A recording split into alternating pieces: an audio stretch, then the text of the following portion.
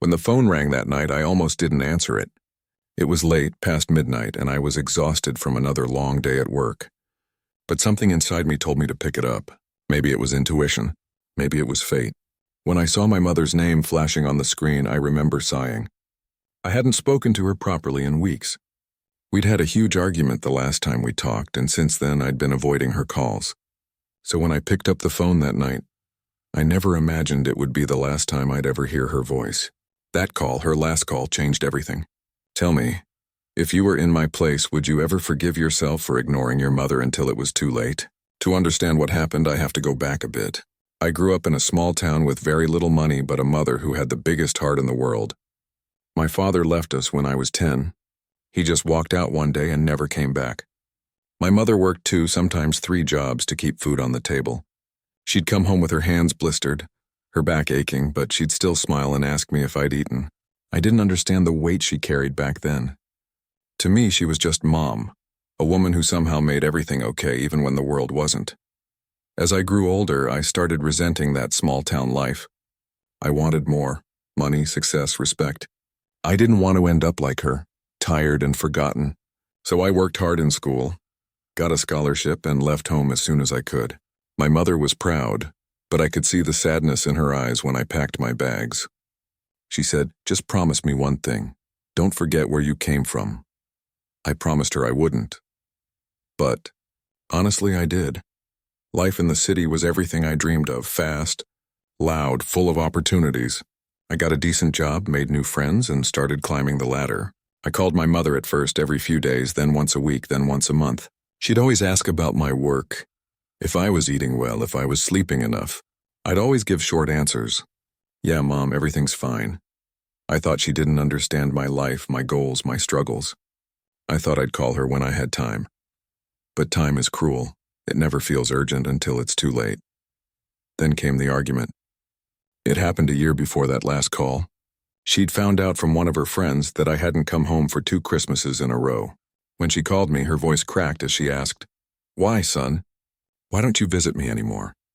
I told her I was busy, that my work was too demanding.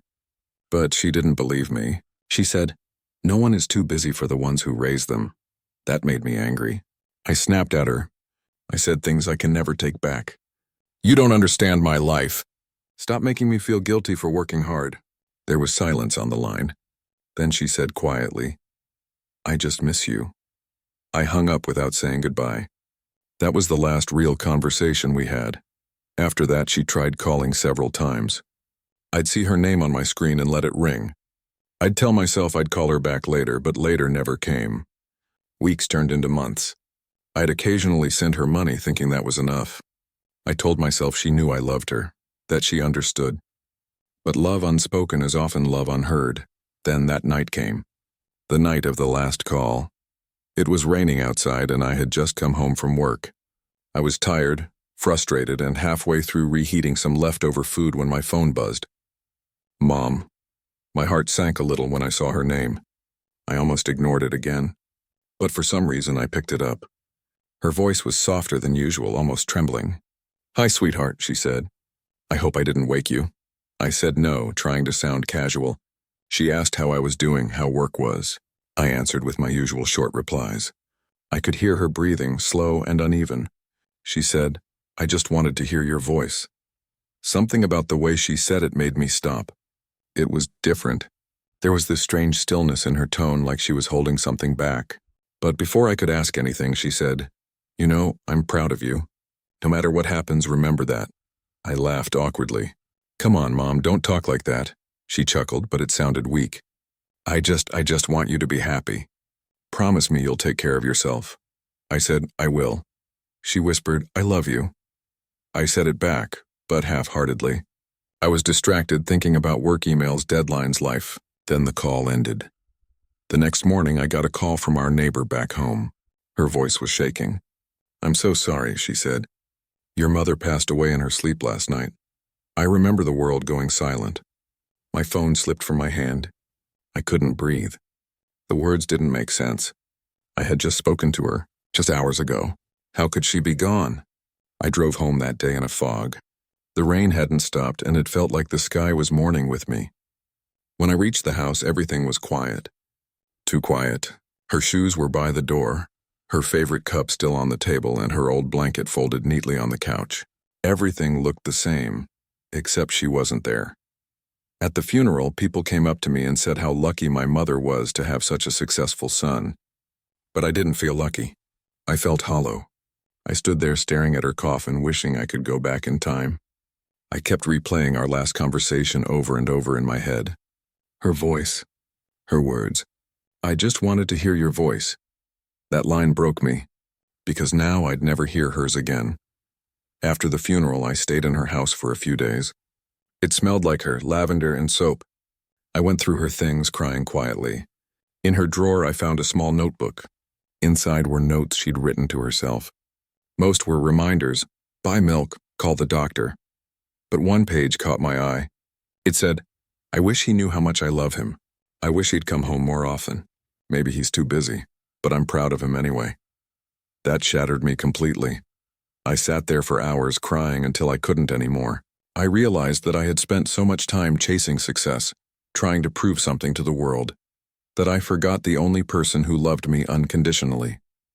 The one who never asked for anything but a little bit of my time. I would have given anything, to hear her voice one more time. So that's the situation I was in. I ignored my mother for months, only to answer her final call without realizing it was goodbye. Before I tell you what happened after that, I want you to pause for a moment and tell me, what would you have done if you were in my place? Would you have forgiven yourself? Would you have lived with that guilt? Or would you have found a way to make peace? After the funeral, I couldn't go back to my normal life. Every corner of my apartment reminded me of what I'd lost. I'd come home from work, sit on my bed, and scroll through old messages. I realized how often she'd texted me things like "good morning" or "did you eat?" and how often I'd left her unread. The guilt was suffocating. I started calling her number at night just to hear the automated message: "The number you have dialed is not reachable." I'd whisper into the silence, "I'm sorry, Mom." Months passed. I decided to take some time off work and move back to her house for a while. I wanted to feel close to her again.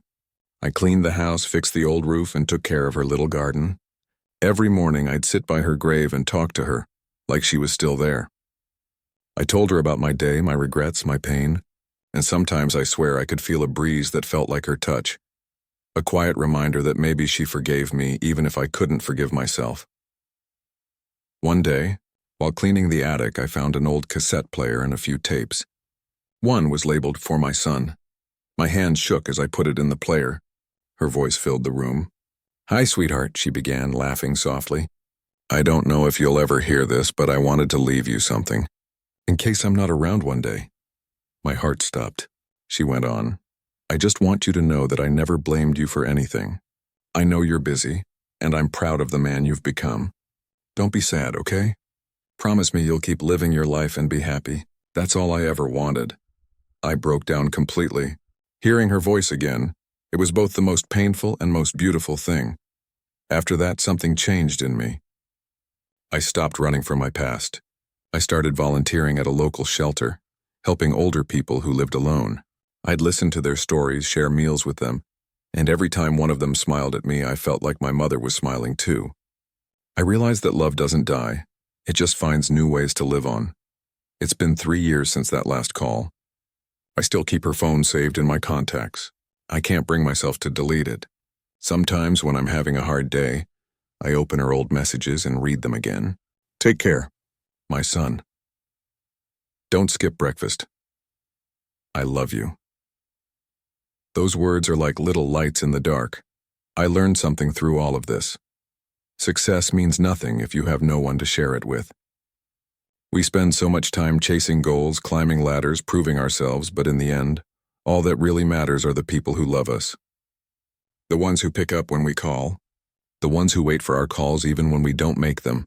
So if you're watching this right now and there's someone you've been meaning to call, your mom, your dad, your friend, don't wait. Don't assume there will always be a later, because sometimes later never comes. Make that call today. Tell them you love them. You never know when it might be the last time. If you were on my side, if you understand what it feels like to live with regret, please like this video. Subscribe for more stories like this and share your thoughts in the comments. I'd love to hear if you've ever had a last call moment that changed you. And if you still have the chance, don't waste it. Call them, tell them you care. Trust me, you'll never regret doing that. I'll see you all in the next story.